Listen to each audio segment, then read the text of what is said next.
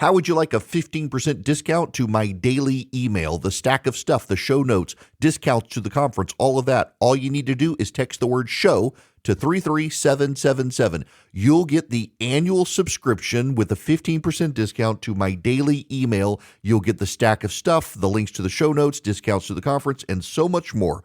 All you have to do is text the word show, SHOW, to 33777. Text show to 33777.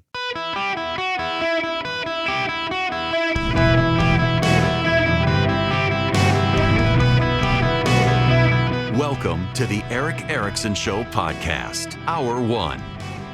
Hello and welcome. It's Eric Erickson here. My goodness. Y'all, we've got to dive into this because the cover-up, it's always, what's the old saying? It's not the crime, it's the cover-up. I mean, going back to the Nixon White House. So with the Nixon White House, I think we're going to have to ask, what did the neurologist know and when did he know it? Because, there's a problem. I need to play you some audio here, and this is somewhat extensive. This is about 2 minutes of audio, but you have to hear this. We got to set this, and yes, I'm rushing into this because this is such a big deal. So welcome. It is the Eric Erickson Show. I'm delighted you're here. Text Eric to 33777. Get everything you need, but we got to get into this. This is Karine Jean-Pierre. This is February 28th, 2024. At a White House press conference. On the matter of the president's physical, I know in years past, Dr. O'Connor has put out a memo to you that gets released to us. The president is the oldest person to ever serve as president, and I know that you've said he takes cognitive tests every day for doing the job, and Dr. O'Connor has said that he remains healthy enough to exercise his various responsibilities. Having said that, why is the president or your office not willing to make Dr. O'Connor available to us? Just answer questions here. Previous presidents have put their doctors up at that lectern. Why not this So a couple of things, Andrew, and the president said that they thought he was too young. So, you heard from the president, he talked about this when he was asked. And so, look, as it relates to Dr. O'Connor, this is someone who has served under Republican and Democratic presidents in the White House as a military physician, extensively in the field as well, and so he is well respected. And let's not forget he did this with a team of 20 doctors who participated in completing the president's physical at Walter Reed. So it wasn't just him. There were specialists that were part of this as well. And I think that's important to note. And I said at the beginning let me finish. I said at the beginning when I was asked this question, it's not just Dr. O'Connor who said this. Also, his neurologist do not believe that he needed, that was their assessment, they did not believe he needed a cognitive test. As it relates to your question, there is not a precedent for bringing the doctor to the podium or to the briefing room. Like, I understand it has happened a few times over the last 35 years, a couple of times, but it is actually not the precedent. And so what Dr. O'Connor has done is he has put forward over the last 2 years a comprehensive, robust memo, as you just stated, that is sent to me, and then obviously we disseminate it to all of you, that lays out in parts of the president's physical. And I think that's important. It is robust and it is comprehensive. Okay, so that was Karine Jean-Pierre. February 28th, 2024, the president had his physical at Walter Reed earlier that day, and she throws in there that a neurologist had been there. A neurologist had examined the president and didn't think there was an issue. Here's the problem. This is from the Associated Press now, even the AP now piling on. President Joe Biden saw a neurologist at the White House on January 17th for a neurological exam, the results of which were later reported as part of his annual physical more than a month later, the White House said on Tuesday. The confirmation came after the White House press secretary, Karine Jean-Pierre, inaccurately said during the daily briefing with reporters that the January 17th meeting was not related to care for the president in response to a question from the Associated Press. The AP had asked whether a meeting, which was reported through the White House visitors logs between renowned neurological expert Dr. Kevin Kennard and Dr. Kevin O'Connor, Biden's personal doctor, was about the president himself. It was the only meeting between those two men, according to the logs, that had been reported between July 2023 and this past March, a period that has come under scrutiny because Kennard had visited the White House 8 times in that time frame. So the part of the question here now is, can they believe the issue of whether or not this guy, that was the only time he met with Joe Biden, can they believe that this person only met 1 time with Joe Biden, though he had come to the White House 8 times? When Karine Jean-Pierre misled the White House press corps at the end of February, conflating the neurological visit for his visit at Walter Reed as opposed to a private visit in the White House, for which she denied that the guy was there for Joe Biden. Part of me, look, she's not bright, and I want to actually get into some of the press corps briefing from yesterday. I'll do it later in the show, where the press is starting to come after her. They're starting to question her credentials. They're starting to question, is she lying to them? Part of me feels bad because what we're also learning here is, if these people are to be believed, and I'm not sure we can believe them, but for the sake of argument, just for the sake of argument, please. The higher level staff, and that is the chief of staff, the campaign chair, and Jill Biden and Hunter Biden, and possibly Anita Dunn, the presidential counselor, have kept Joe Biden excluded and secluded from everybody else in the White House, probably even Karine Jean-Pierre. In fact, Ben Smith at Semaphore, now I always assume this is Pete Buttigieg, but Ben Smith at Semaphore ran a story, he said, with a senior White House aide, not official, but aide, and he didn't want to identify the person based on their race, gender, or sexual orientation, said that this person is supposed to spend a lot of time with the president, but has actually been precluded from spending a lot of time with the president, but in interacting with the president has clearly seen decline, and he's probably not fit for office. Now, remember, Karine Jean-Pierre is a Bernie Sanders person. She's of the far left. A lot of people read that because of the not going to identify their race, gender, or sexual orientation White House aide. She's the most prominent lesbian in the White House. A lot of people wondered if maybe that's her beginning the process of throwing Joe Biden under the bus because she feels like she's been lied to and her reputation is on the line. I don't know how to read that, but it's a problem. This is becoming a growing problem for the White House. And part of the problem here is that as this story develops, we're going to get into NATO. I actually wanted to start with NATO today because it actually is a big story, but this story broke overnight, and it's such a bigger story. And the problem is, as this moves forward, you've got a situation with Joe Biden where the speculation's not going to go away. He insists he's going to run for office. But, I mean, people are now convinced he's got to drop out. It's so obvious to everyone else he's got to drop out. And so the conversation goes on. He's going to wait until after the Republican National Convention. He's going to do it right before the Democratic National Convention. He's going to wait to consolidate the delegates and get the nomination, then hand it to Kamala Harris. He's going to do it after the convention so it can be Kamala Harris's party and begin again anew after his laudatory celebration at the DNC. It's going to be before the next debate. It's going to be after the next debate. The conversations keep coming of when is he going to drop out. Nancy Pelosi did not help him today. Nancy Pelosi was on Morning Joe, and she could have given a clear, definitive answer. This is all very Soviet. You're not actually listening for what Nancy Pelosi said. You're listening for what she did not say on Morning Joe. Does he have your support to be the head of the Democratic ticket? As long as the president it's up to the president to decide if he is going to run. We're all encouraging him to make that decision because time is running short. I think overwhelming support of the caucus. It's not for me to say. I'm not the head of the caucus anymore, but he's beloved. He is respected, and people want him to make that decision, not me. He has said he has made the decision. He has said firmly this week he is going to run. Do you want him to run? I want him to do whatever he decides to do, and that's the way it is. Whatever he decides, we go with. Notice he said this week he sent a letter. He made phone calls to donors. He told members of Congress, "I'm all in. I'm running." And what does she then decide? What does she say when she's confronted with that? I want him to do whatever he decides to do.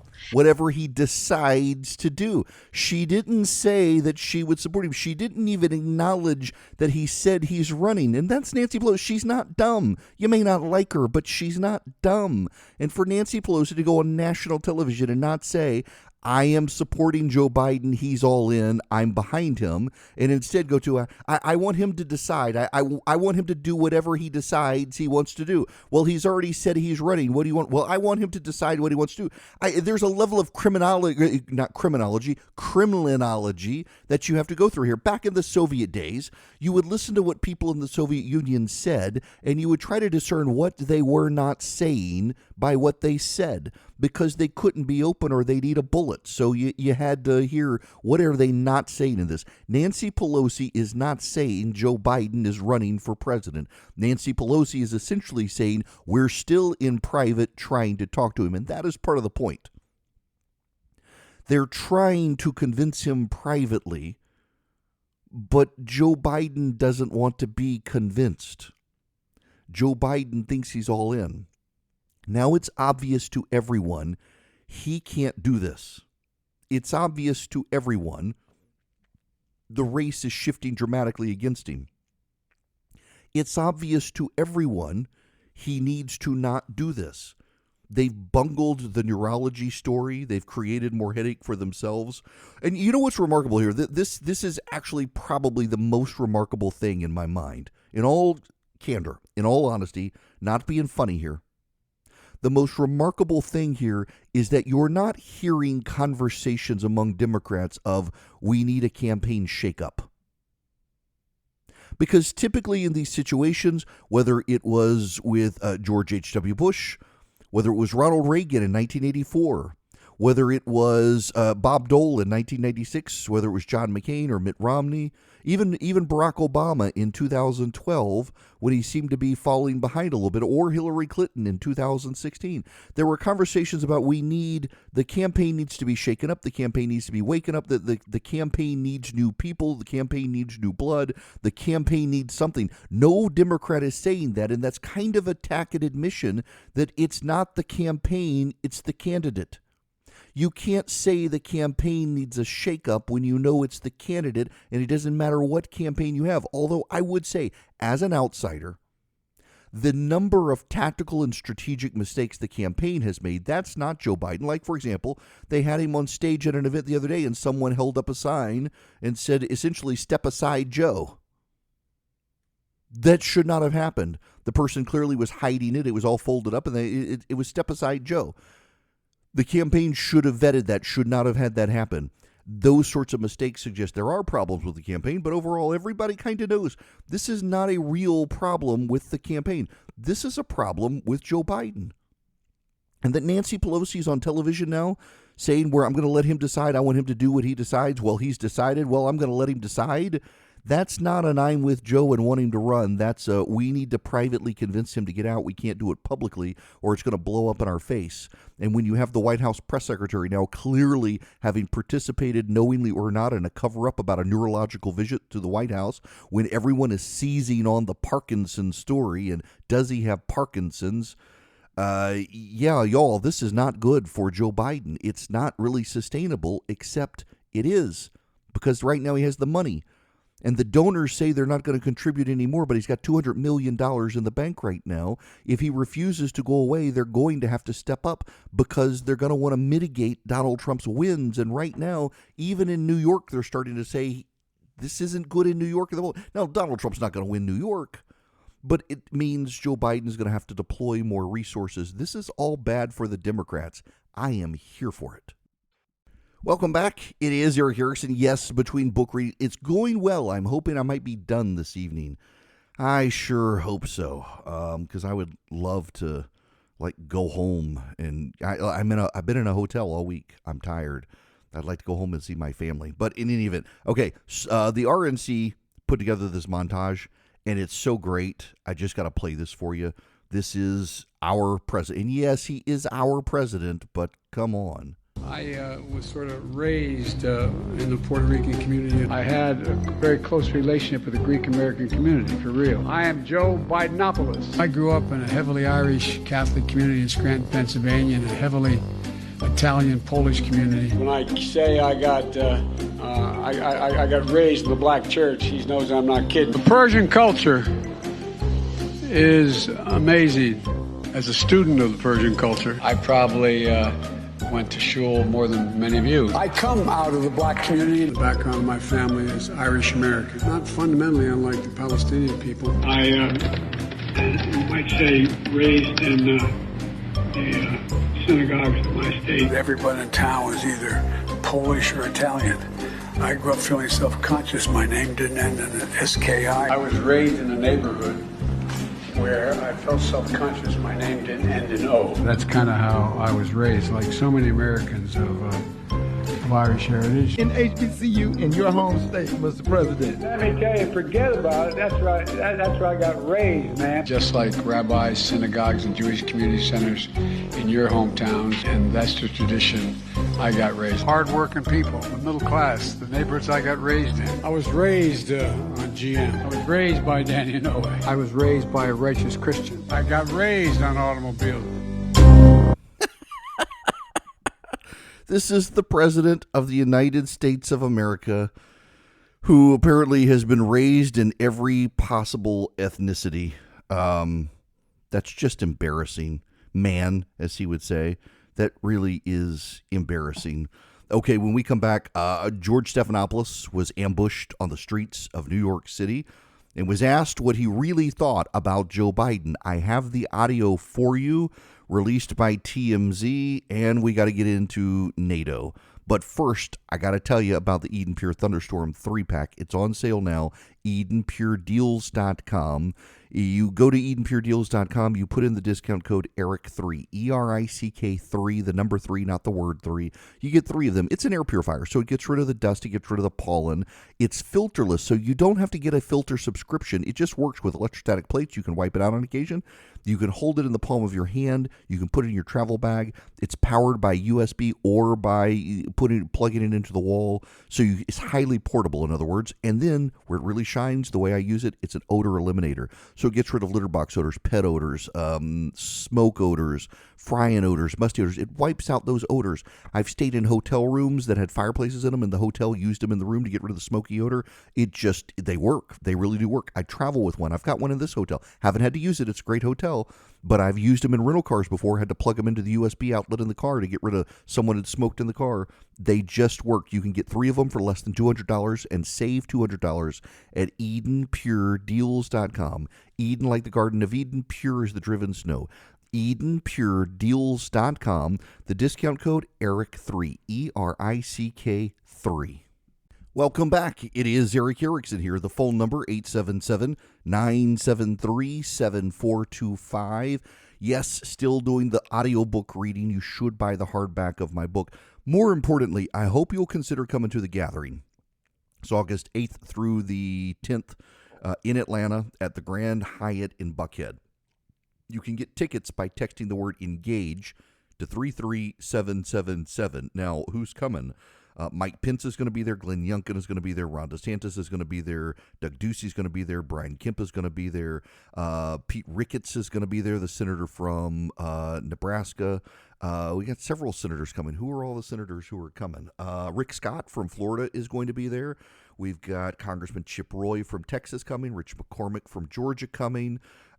It's going to be Kat Kammack from Florida is going to be there. Kevin Hearn from Oklahoma is going to be there. Kevin Stitt, the governor of Oklahoma, is going to be there. Ryan Walters, the Oklahoma school superintendent who's decided teachers need to teach the Bible, he's going to be there as well. He's been battling the wokes in the classroom. It's going to be a great time. We got some special surprises now that we can't really discuss because of security arrangements, but we're going to have some impressive lineup. You should come.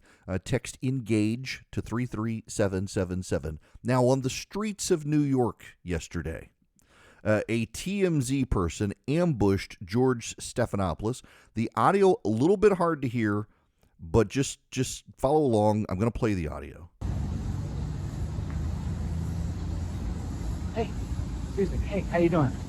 What do you think? Do you think Biden should step down?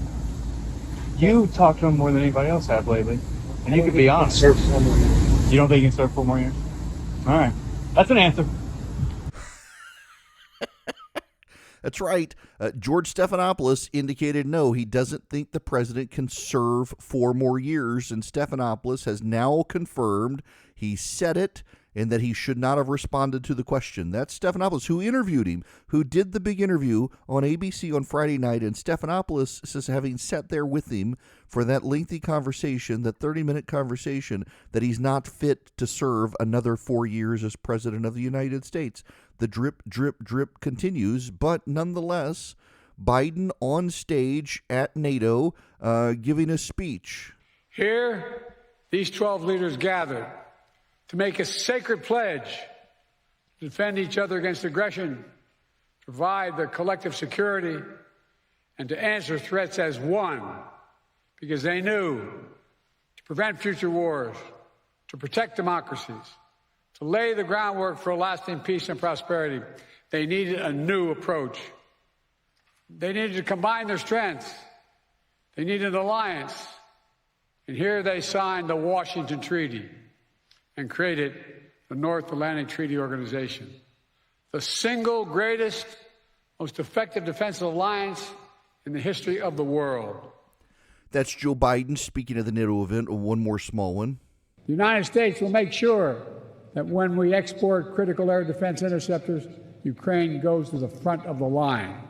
Notice he's putting them ahead of Israel. That is remarkable. Now, there's been lots of chatter over this on television, and in particular, MSNBC has started discussing this. Ian Bremmer was on. I can't remember, MSNBC Reports. Just listen to part of this conversation. Hey, Ian Bremmer. Ian, good to have you. What do foreign leaders or allies think of President Biden right now? They don't think he can serve another 4 years. And I will say that is true of every leader that I have met with that's attending the NATO summit. Doesn't matter if they come from the right or the left wing of their respective political spectrums. This isn't news to them. They've reported this from the G7 summit. They talked about this when they met with the president in Normandy.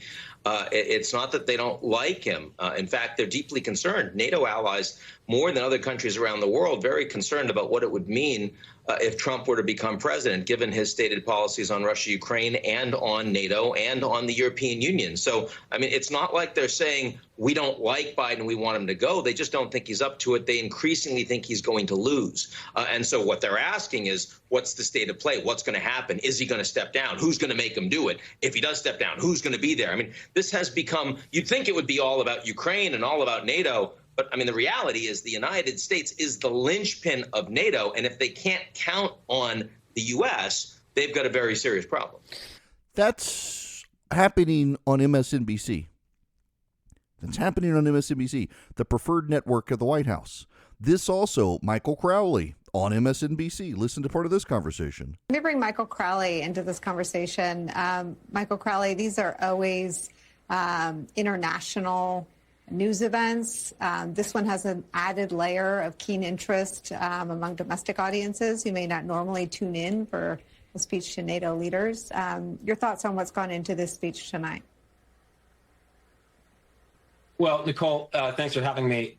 There are two different levels on which this speech is happening, obviously. Now, one is the level that we would be experiencing were it not for President Biden's notorious debate performance.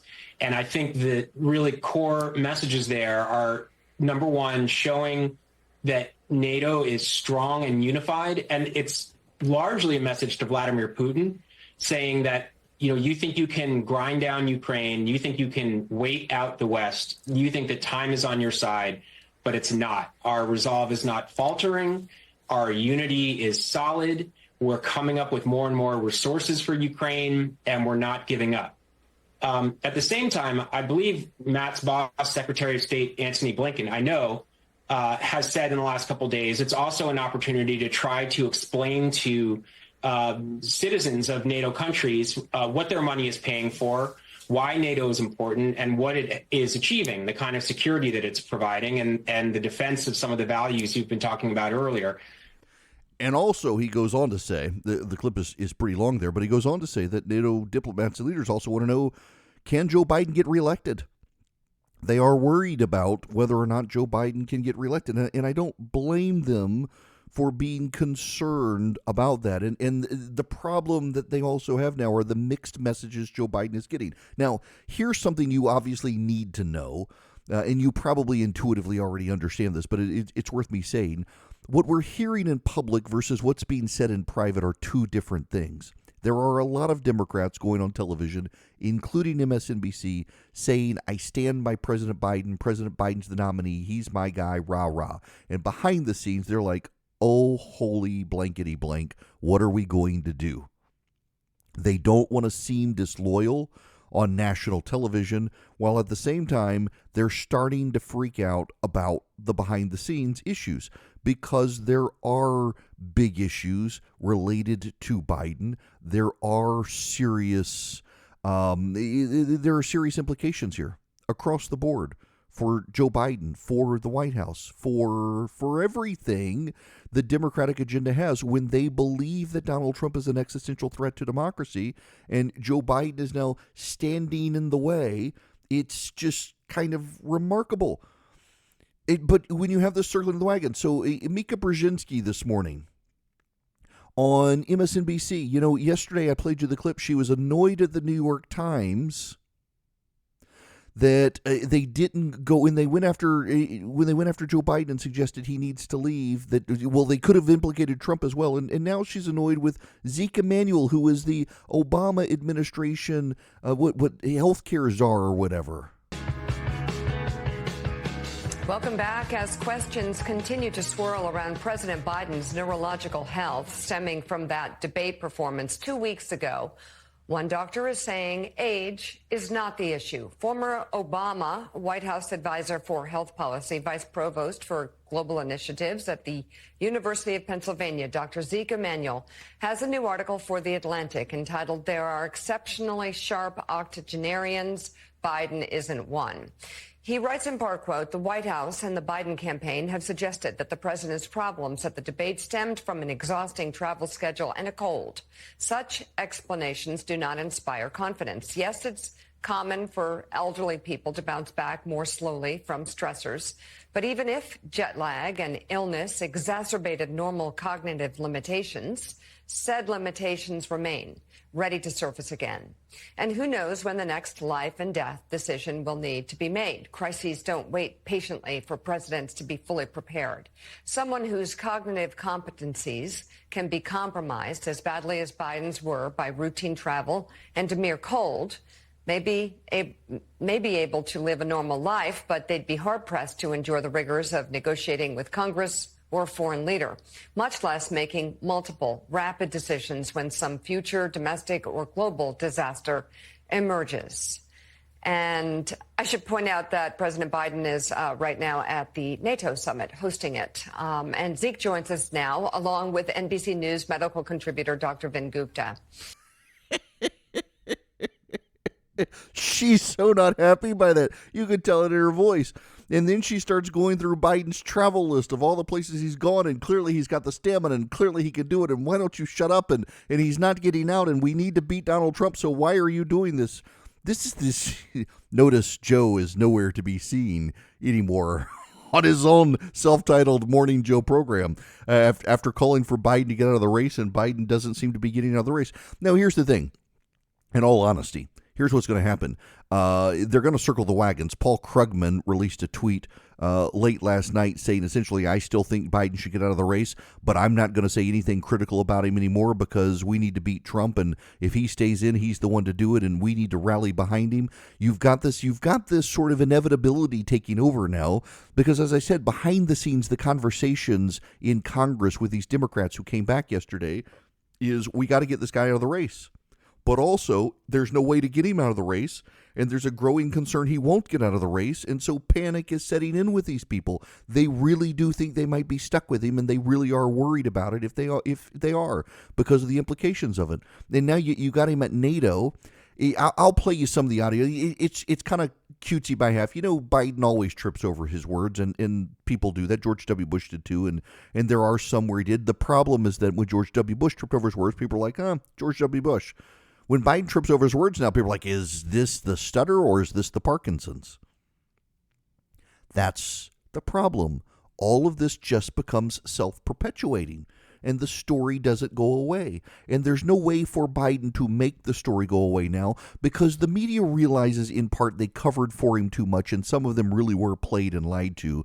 And so the ones who covered for Joe Biden now have to do damage control to save their own skin and pretend they weren't covering for him. They had no idea. And the ones who really had no idea, they're furious. They don't really believe most of these reporters. Some of them do. Some, the ones who helped cover for him, the New York Times guys and the like, they really do believe Trump's a threat to democracy. Most of the others, they don't. Now, the pundits do. Separate the actual reporters from the pundits. I know it's hard sometimes, but there is some difference between some of them, not all of them. The pundits truly believe that Donald Trump is a threat to democracy. The Democrats say he is. The pundits believe he is. And that is fundamentally a difference. Most of the elected officials know Donald Trump is not a threat to democracy, but they need something to rally a crowd. And so they've been telling people he's a threat to democracy without actually believing it. They got people to believe it. And now they see Joe Biden can't beat him and he won't step aside. And that's making them freak out because didn't these people tell us he was a threat to democracy? Well, yeah, but it's all very funny to watch. And all very predictable to see how this concludes. Now, Old Glory Bank, I need to tell you about them. As cancel culture sweeps the nation and the Democrats try to cancel Joe Biden, Old Glory Bank is where you can go and you're not going to get your bank account canceled for being a conservative because it's a bank that was made by conservatives for conservatives. Old Glory Bank actually is my bank. In fact, I've enjoyed them so much. I've had an account with them for over a year now. Moved my checking and my savings account to them, and they're great. I have a no-fee checking and I have a no-fee savings account, and I can deposit cash into my accounts. Even though I don't have a local branch near me, their app is so innovative. I can generate a QR code, go to one of 88,000 retail locations around the country. They can scan that QR code. I give them my cash, and it gets credited into my bank account. It is so innovative. I've used it now multiple times, particularly if I go out to Las Vegas and I do well at the craps table. I come home with the money. I go to my local CVS, which is right by my house. I scan the QR code. I give them the cash. It gets credited to my account. It's fantastic. They do loans. They're a regular bank, and they're conservatives by conservatives for conservatives. You're not going to get your bank account canceled by them. So go to oldglorybank.com today. It takes less than 8 minutes to get a bank account. oldglorybank.com. Get one for your kids. It's no fee checking, no fee savings. oldglorybank.com. Member FDIC, equal housing lender. Terms and conditions apply. Welcome back. It's Eric Erickson here. This hour of the program brought to you by First Liberty Building and Loan. If you need an equipment loan for your business, you need $50,000 or more for equipment, or you need $250,000 or more for your big business deal. If you're buying a franchise or buying a business or buying out a business competitor, they make their own lending decisions. Reach out to them. FirstLibertyGA.com. FirstLibertyGA.com. Their contact info is there. Spend 10 minutes with them. See if they're a fit for you. See if you're a fit for them. Okay, now I got to play you guys this audio. This is John Kirby. He's with Bret Baier. He's actually sitting in studio with Bret Baier. Now, keep in mind, this is they've leaked out. They've reassured everyone from 10 a.m. to like 4 p.m. Joe Biden is perfectly fine. Remember the whole incident with the missile that flew into Polish space by the Russians, and there was a big meeting in what was Indonesia, Singapore, or somewhere. Well, listen. You know, a couple of elections ago, there was the 3 a.m. call. Now there's real concern about can he handle something, you know, that doesn't happen between 10 and 4 p.m. He gets calls in the middle of the night all the time. And you know, a couple of G7s ago, Brett, you might remember, There was a missile that fell in Poland. There was a concern that it could have been a Russian missile. That call came in to him in the middle of the night. He called together the G7 in a snap meeting by 8 o'clock that morning. By 8 o'clock that morning, came in the middle of the night, and by 8 o'clock that morning, he does. That's not the reassurance that I think that he meant for it to be. I don't think that poor John Kirby probably should. It's not reassuring, put it to you that way. And every single drip they do at this point is just not reassuring. I go back to the press corps on this one. Yeah, I'm beating a dead horse at this point. But how is it we had like 6 reporters on the Sam Alito upside down American flag beat and then the appeal to heaven flag beat, and none of them have wanted to cover this stuff with Joe Biden? We haven't had an aggressiveness on the story until they were all exposed, and now they've got to pretend that they weren't. And one of the wild things here now is this electoral college issue. So I this isn't a Hillsdale ad for you, but Hillsdale has been asking for your opinions on the presidential selection survey. So some states have said their electoral college members, because they really have internalized, Republicans haven't won the popular vote since 2005 or 2004 rather, so they're never going to win it again. So if we bind our electoral college to the popular vote, even if our state goes Republican, our electoral college is going to go Democrat. So what happens if their state, if Joe Biden does win the popular vote but he loses? These electoral college members are bound. But then also, what about the electoral college members in states where they are bound to the actual candidate? Because, some states won't allow the electoral college to change their minds. If you come in saying, I'm a Joe Biden guy, you're bound to Joe Biden. What happens if something happens to Joe Biden? These guys are going to be bound to vote for Joe Biden, even if Joe Biden, something happens to him. He's not fit for office. They're still bound to him under the laws of these states. The laws of these states bind the electoral college. It wasn't supposed to be that way, but for partisan reasons they did it. These guys are now bound to Joe Biden, so if something happens to Joe Biden, they've still got to vote for Joe Biden. They can't change their mind. They can't pivot to Kamala Harris. So then you have this wild situation where Trump could become president and Kamala Harris become vice president, and that's because the Democrats have tried to game the electoral college. Everything is turning out chaos, which I think just reminds us there's a God in heaven, and he's laughing at us. We'll be right back.